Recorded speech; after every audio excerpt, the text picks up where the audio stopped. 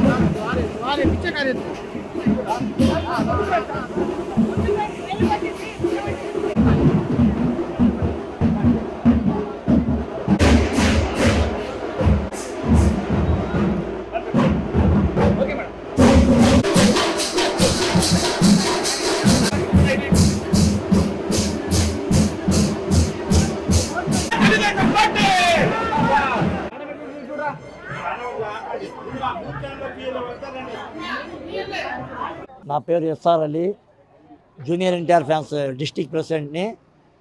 గత 30 సంవత్సరాలుగా నేను తెలుగుదేశం పార్టీకి 1993 నుంచి పార్టీకి పనిచేస్తున్నాను. 1983లో 82లో ఎన్టీ రామారావు గారు పార్టీ స్థాపించిన తర్వాత కూడు గూడు నీడ అనే నినాదంతో పార్టీ స్థాపించారు. 83లో అధికారంలో వచ్చి గిన్నిస్ రికార్డ్ సాధించారు. తర్వాత 85లో మళ్ళీ గెలిచింది తెలుగుదేశం పార్టీ. 89లో పోయిన తర్వాత మళ్ళీ 94లో 324 సీట్లతో అధికారంలో మళ్ళీ తెలుగుదేశం పార్టీ వచ్చింది. తెలుగుదేశం పార్టీలో జరిగిన అభివృద్ధి కార్యక్రమాలు ఏ పార్టీలో మైనారిటీలకు జరగలేదు. హజ్ హౌస్లు ఈ ఆంధ్ర రాష్ట్రంలో 3 హజ్ హౌస్లు ఉన్నాయంటే ఒక తెలుగుదేశం పార్టీయే కారణం. మన షాదీ మంజిల్ కానివ్వండి, నెల్లూరు సిటీకి పొంగూరు నారాయణ గారు మంత్రిగా ఉన్నప్పుడు బారషీ దర్గా అభివృద్ధి కావడం కారణం మేయర్ అజీజ్ గారు, నారాయణ గారు. తర్వాత కోనేటి మిట్టలో ఒక కోనేరి ఈరోజు అంత అందంగా తయారైందంటే శివాలయం పక్కన కోనేరి మూలాపేట, అది నారాయణ గారు మంత్రిగా ఉన్నప్పుడే జరిగింది. షాదీ మంజిల్ కానీ, హజ్ హౌస్లు కానీ, ట్విట్టిల్లు 43,000 ట్విట్టిల్లు కట్టించిన ఘనత తెలుగుదేశం పార్టీది, పొంగూరు నారాయణ గారిది. అలాగే పార్కులు 110 పార్కులు కట్టించిన ఘనత నారాయణ గారిదే. 550 కోట్లతో అండర్ డ్రైనేజ్ మొత్తం పని జరిగింది. 10% ఇంకా కొరవ ఉంది. ఆ 10% చేస్తే దోమలు అనేదే ఉండవు. అండర్ డ్రైనేజ్ కార్యక్రమాలు మొత్తం చేసింది కూడా నారాయణ గారే. ఈరోజు ఇంత మంచి రోడ్లు కైల్లో టౌన్లో ఉన్నాయంటే అది నారాయణ గారి పుణ్యమే. చంద్రబాబు ప్రభుత్వంలో నారాయణ గారి మంత్రిగా ఉన్నప్పుడే జరిగింది అభివృద్ధి. అభివృద్ధి అంటే నారాయణ అంటే అభివృద్ధి. అలాగే ప్రతి ఒక్క కార్యక్రమాలు ఏ మైనారిటీలకి దుల్హన్ పథకం తీసేయడానికి కారణము జగన్మోహన్ రెడ్డి. మైనారిటీలకి జగన్ ప్రభుత్వం వచ్చిన తర్వాత రంజాన్ తోఫా తీసేశారు, దుల్హన్ పథకం తీసేశారు. చచ్చిపోతే వెంటనే 5,000 రూపాయలు ఎత్తుబడికి చంద్రబాబు ప్రభుత్వంలో పంపిస్తుండారు. 2 లక్షల రూపాయలు నెల లోపల వస్తుంటాయి. చంద్రన్న భీమాని తీసేసిన ఘనత కూడా జగన్మోహన్ రెడ్డిదే. అలాగే పేదవాళ్ళు, రోడ్లో ఎవరో కష్టాల్లో ఉన్నవాళ్ళు, వేరే ఊళ్ళ నుంచి వచ్చేవాళ్ళు, కార్మికులు, బేల్దార్ పనిచేసేవాళ్ళు, ఎవరైనా కష్టాల్లో ఉండేవాళ్ళు 5 రూపాయలకి అన్నా క్యాంటీన్లో భోజనం చేస్తుంటే నోటికాడ అన్నం తీసిన దుర్మార్గుడు ఎవరైనా ఉన్నారంటే అది జగన్మోహన్ రెడ్డి. ఈ రాష్ట్రం తొందరలో చంద్రబాబు నాయుడు గారు ముఖ్యమంత్రి అయ్యి నారాయణ సార్ మంత్రిగా అయితే అభివృద్ధి చెందుతుంది. ఇప్పటికే 2019 నుంచి 24 దాకా ఈ 5 ఏళ్లలో రాష్ట్రం ఆంధ్ర రాష్ట్రం రావణ కాష్టంగా మారిపోయింది. రౌడిజం, ఎక్కడ చూసినా రౌడిజం, గుండాయిజం, మధ్యస్థాలు ప్రతి ఒక్కటి రాక్షస రాజ్యంగా మారిపోయింది. జగన్మోహన్ రెడ్డిని తరిమి కొట్టడానికి ముస్లింలు కానీ, హిందువులు కానీ, క్రైస్తవులు కానీ, కుల మతాలకు విభేదంగా అందరూ కలిసి నారాయణ సార్ని 50,000 పై మెజారిటీతో గెలిపిస్తున్నారు. అలాగే 7 సీట్లు మన జిల్లాలో, ఉమ్మడి జిల్లాలో 7 సీట్లు 10 సీట్లు కొడుతున్నాము. అలాగే పైన చంద్రబాబు నాయుడు గారు 150 సీట్లతో అతను ముఖ్యమంత్రిగా ప్రమాణ స్వీకారం చేస్తున్నారు. ముస్లింలు ఈ 3 వార్డులలో ప్రతి ఒక్క ముస్లిం ఎక్కడ పోయినా కూడా నారాయణ సార్కి కానీ, రమాదేవి మేడంకి కానీ మంచి ఆదరణ ఉంది.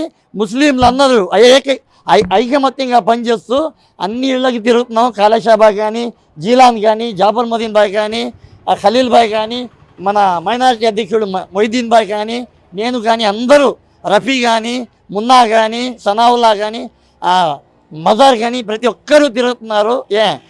వార్డులో ప్రతి వార్డులో మైనారిటీ వార్డులలో బాగుంది. తెలుగుదేశం పార్టీకి ప్రజాదరణ చాలా బాగుంది. ఈసారి బంపర్ మెజార్టీతో నారాయణ సార్ గెలుస్తున్నారు. చంద్రబాబు నాయుడు గారు 150 సీట్లతో ముఖ్యమంత్రి అవుతున్నారు. జరగబోయే శాసనసభ ఎన్నికల్లో నెల్లూరు నగరం తరఫున మాజీ మంత్రివర్యులు గతంలో ప్రత్యక్ష ఎన్నికల్లో పోటీ చేయకపోయినా తెలుగుదేశం పార్టీ ఇచ్చినటువంటి అవకాశాన్ని సద్వినియోగం చేసుకొని 2014, 2019లో మున్సిపల్ శాఖ మంత్రిగా నెల్లూరుడిగా నెల్లూరులో జన్మించినందుకు జన్మనిచ్చినటువంటి భూమి రుణాన్ని తీర్చుకోవడానికి 5,200 కోట్ల రూపాయలతో అన్ని సామాజిక వర్గాలకు ఉపయోగపడేటువంటి పనులన్నీ జరిగాయంటే ఒక్క నారాయణ గారు ఉన్నప్పుడే.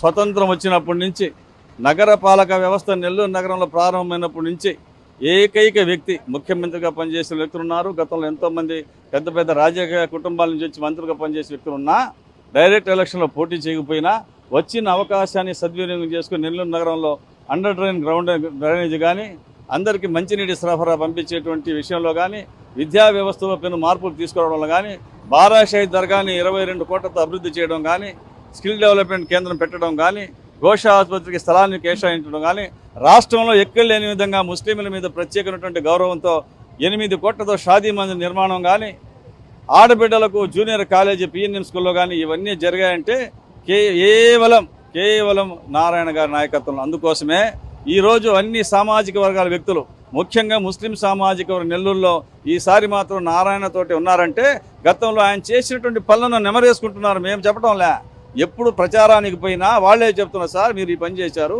మీరు జరిగిన అభివృద్ధి చేశారు, స్కిల్ డెవలప్మెంట్ కేంద్రం పెట్టారు, పిఎన్ఎంలో ముస్లిం మహిళలకి కాలేజీ పెట్టారు అని వాళ్ళే చెప్తున్నారు. కాబట్టి రాబోయే ఎన్నికల్లో ముస్లిం సామాజిక వర్గం నెల్లూరు నగరంలో అత్యధికంగా నారాయణ గారు వైపు ఉంటారు. గెలిపించడంలో గెలుపులో ముస్లిం సామాజిక వర్గం కీలక పాత్ర పోషించబోతుంది.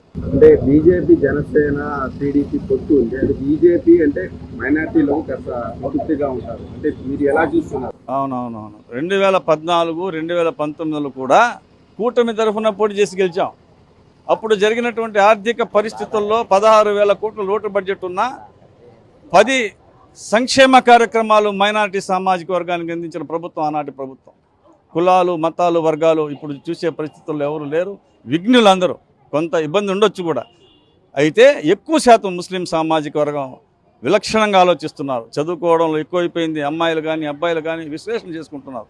2,50,000 మంది ఉండేటువంటి ఓటర్లలో ఏ నాయకుడైతే నెల్లూరు నగరాన్ని అభివృద్ధి చేయగలడో 2,50,000 మందికి నాయకుడిగా ఎవరైతే ఉండాలో త్వరలో రాబోయేటువంటి తీర్పు తెలుస్తుంది.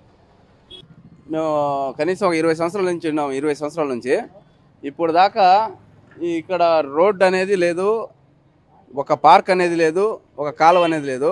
2014 తర్వాత నారాయణ సార్ గారు అధికారంలో వచ్చిన తర్వాత ఆయనతో పాటు మన అజీజ్ భాయ్ మేయర్గా, నారాయణ గారు మినిస్టర్గా, ఈ ఇద్దరి కాంబినేషన్లో నెల్లూరు ఎట్లా అయిందంటే మంచిగా డెవలప్ అయింది. ఈ ఒక కోటమిట్ అనే కాదు, నెల్లూరు సిటీ, రూరల్ మొత్తం కూడా డెవలప్ అయింది.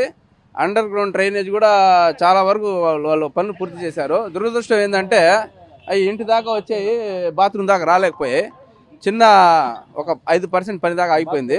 ఇంకోటి ఏంటంటే మినరల్ వాటర్ కూడా అన్ని పైపులు వచ్చేసి పైపులు కూడా కుళాయిలు కూడా పెట్టారు. కాకపోతే అక్కడ నుంచి నీళ్లు కనెక్షన్ ఇవ్వడానికి కొంచెం లేట్ అయింది. అది మన దురదృష్టం నెల్లూరుది. కాకపోతే ఈసారి మాకు నమ్మకం ఉంది, ఈసారి నారాయణ సారు ఖచ్చితంగా గెలుస్తారు. అందరూ పాజిటివ్గా ఉన్నారు. ముస్లిమ్స్ అయితే మరీ ఎక్కువగా నారాయణ సార్ వైపే ఉన్నారు. అధికారంలో రాగానే మొట్టమొదటగా నారాయణ సార్ గారు ముందు under ground drainage, water connection అందరికి ఇవ్వాలని నేను కోరుకుంటున్నాను. అంటే ఒకటి బీజేపీ, జనసేన, టీడీపీ పొత్తు ఉంది. అంటే బీజేపీ అంటే ముస్లిమ్స్ పడదని కూడా చాలా మంది చెప్తున్నారు.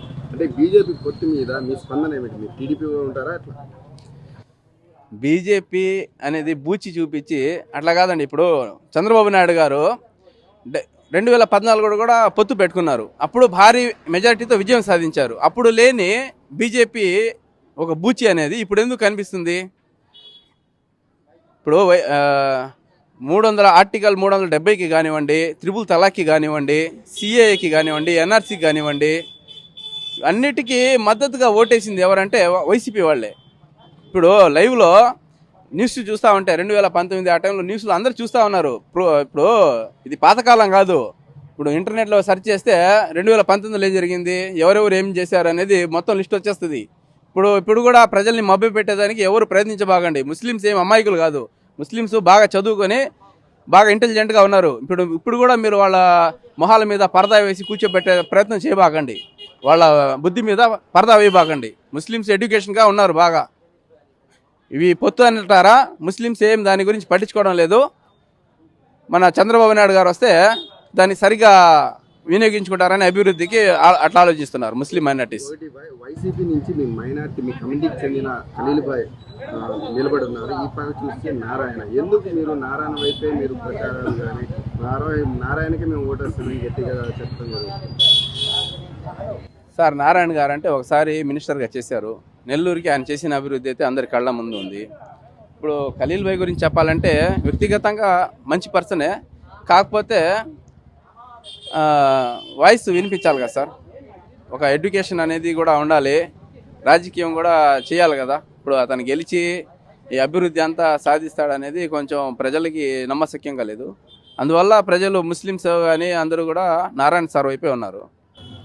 అంటే ఒక్కనొక ఛాయిస్ ఇచ్చారు, స్వాతంత్రం వచ్చిన తర్వాత ఇదే మొదటిసారి ముస్లిమ్స్కి యుద్ధం అంటున్నారు.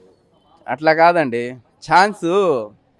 ఛాన్స్ ఇస్తే ఎట్లా ఇవ్వాలంటే మంచి లీడర్కి ఇవ్వండి. అజీజ్ భాయ్ లాంటి గట్స్ ఉన్న లీడర్కి, ఒక రాజకీయ దురంధుడికి ఇస్తే మీరు ముస్లిమ్స్ మీద సౌతి ప్రేమ చూపిస్తుంది వైసీపీ పార్టీ. ముస్లిమ్స్ మీద సౌతి ప్రేమ చూపిస్తుంది. ఓడిపోయే స్థానాల్లో ముస్లిమ్స్ నిలబెట్టి ముస్లిమ్స్ని అవమానపరచడం తప్ప ఇంకేమీ కాదు. ఇది గెలిచే స్థానాలు ఇవ్వండి ముస్లిమ్స్కి. ఎందుకు ఇవ్వట్లేదు మీరు గెలిచే స్థానాలు? ఓడిపోయే చోట ముస్లిమ్స్కి నిలబెట్టి ముస్లిమ్స్ అవమానిస్తున్నారు వైసీపీ పార్టీ వాళ్ళు.